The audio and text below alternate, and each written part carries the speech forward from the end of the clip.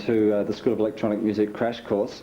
What we're going to do with this particular video is to try and give you some sort of visual representation of a sine wave and how those sine waves can be built up into a series of harmonics which will define the tone colour or timbre of the particular sound we'll be going for.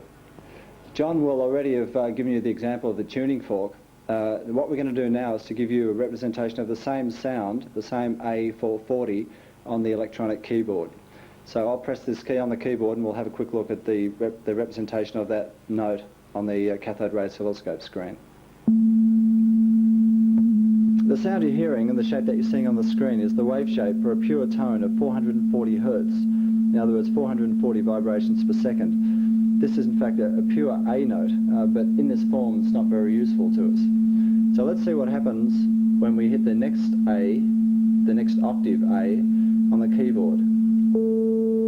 Right, so the wave shape changes and the actual tone, the tone colour of the wave shape changes.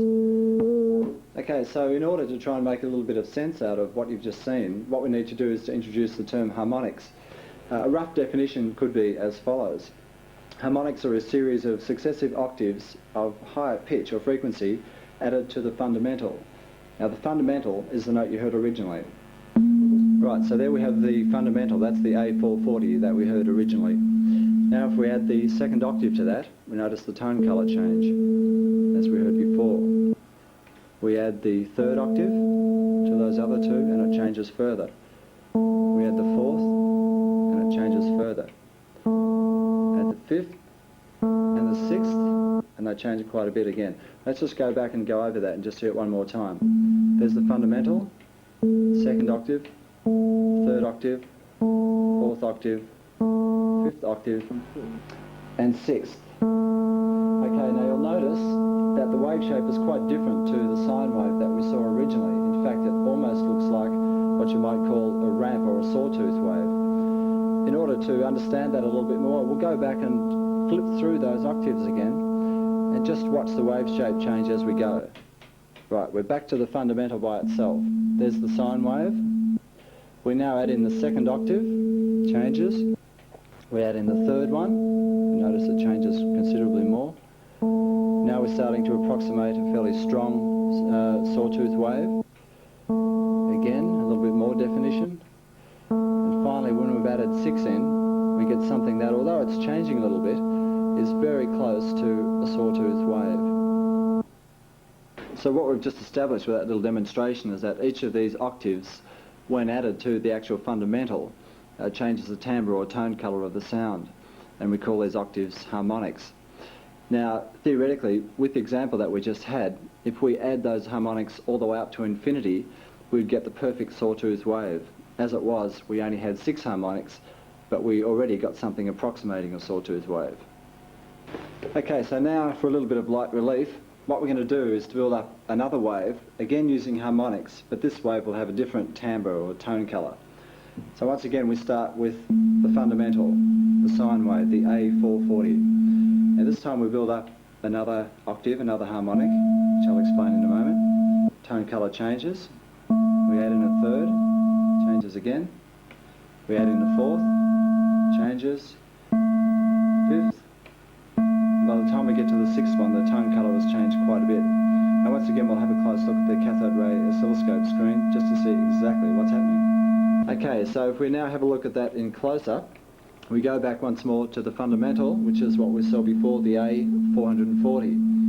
Now, this time we add in the next harmonic, we add in the third harmonic, the fourth harmonic, notice how it's different to the last one, the fifth harmonic, and finally the sixth harmonic. Now remember last time we had a sawtooth wave, this time we've got something which is more an approximation to what we call a square wave. Right, once again we haven't got a perfect square wave, but we've got something which resembles it, and if we took those harmonics all the way to infinity we would actually get the perfect square wave. Now in order to show the difference between the sawtooth wave and the square wave, apart from just hearing the difference in sounds, we might just use this little instrument here to demonstrate a few points for us. Right, if you have a close look at what's on the screen there, and ignore the top line for the moment, you'll see that the bottom line has a coarse frequency, F coarse, of 1.00, which is the fundamental note. That's the A440, the first octave. Now if we look at the second harmonic and hear that, we actually see that it's set on the third octave. That's the second harmonic being the third octave. The third harmonic on the fifth octave. Now there's our fourth harmonic, as you can see OP4 at the top. That's set on the seventh octave. And the fifth is set on the ninth. The sixth is set on the 11th, which is quite different to what we had with the sawtooth wave, where each successive harmonic had the same octave number. In other words, the second harmonic was the second octave, third harmonic was the third octave, and so on. Okay, let's now see how all this information holds together. Here in this diagram, we notice there's two sections, one for the sawtooth wave and one for the square wave. If we look at the sawtooth wave, we start off with the fundamental. We look at the next harmonic and we notice it's the second octave, and the next harmonic again is the third octave. And if we take that through to a few more octaves, we get something approximating that, which is, as you saw on the screen earlier. If we go into infinity with those harmonics, we actually get the perfect sawtooth wave. With the square wave, again we start with the fundamental, but the next harmonic up is actually the third octave, and the next harmonic up again is the fifth octave. And a couple more octaves down the track and we get something approximating the square wave, take it to infinity, and we get the perfect square wave. Right, so much for the actual diagrams. Now what happens if I play a sound like this? First thing you notice is that I'm not a very good keyboard player. The second thing you notice is that it's a fairly brassy kind of sound, and that sound is actually built on the sawtooth wave. You can hear it down there as well. Now we've added a few little touches to that sound. It basically has the same harmonic structure to the sawtooth wave that we built earlier. Now if I go over to another setting and play this sound, right, it's almost chopsticks. That sound is based on the square wave, and as you can hear, it's a lot lighter, a lot rounder, not quite as thick and rich in harmonics. That is the square wave. Right, so what we've seen from that primitive little demonstration is the importance of harmonics in actually building up wave shapes, how a different harmonic structure can give you a different sound on the actual keyboard. Right, well, as we've seen before, we began with the fundamental and we added harmonics, and as we said, theoretically out to infinity.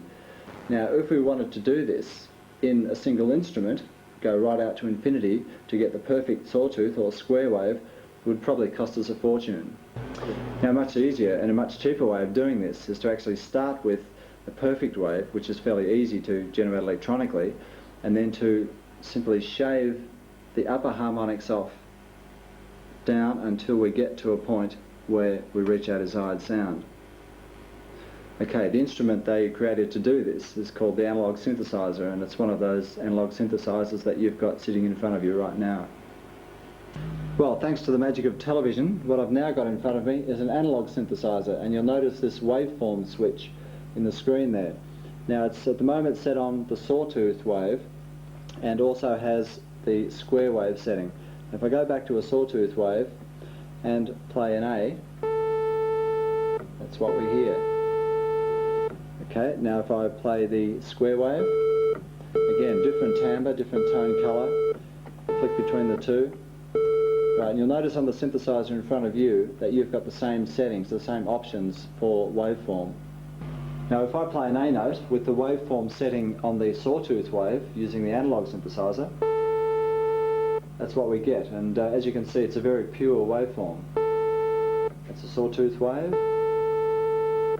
Okay, it's not perfect, mainly because of the imperfections of electronic circuitry within the synthesizer itself, but it's fairly close.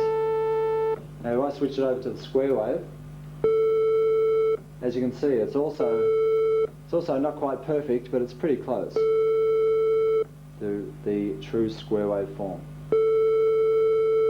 But with analog synthesis, we then start with the perfect waves, whether it be a square wave or a sawtooth wave, and we use this control here, the cutoff frequency control, to actually shave off the upper harmonics. Now when the knob is set in that top position, all the harmonics are going through, and as the control is brought down like that, we gradually shave off the harmonics till we end up with the sine wave around about there somewhere. Right, let's have an example of that. If I play an A, as we got there, just an A on a sawtooth wave, as I reduce the harmonics, the tone colour changes, and we get back down to something which comes fairly close to representing a pure tone, a pure sine wave. Like harmonics being shaved off, we end up with the sine wave, where we started from. Okay, let's have a look at how this looks on the screen. If we begin with the sawtooth wave, and I play the A note again. Right, there's our sawtooth. Now as we filter it off, I'll just have a look at that again. Right, you notice two things happen. One is that the actual timbre, the tone colour of the sound changes. The other being that the actual wave shape changes with it as well. And the actual wave shape that we finish up with is fairly close to the sine wave. Now if we switch over to the square wave, there's our sort of pure square wave. As we filter that off, subtracting all the top harmonics, once again what we approximate is a sine wave in both sound and waveform. What we've just arrived at is what's called subtractive synthesis. Instead of actually adding harmonics to the fundamental, we start with all the harmonics of the sound and then subtract them to get down to the fundamental or down to the desired sound. For the rest of the story, I'll hand you back to good old John.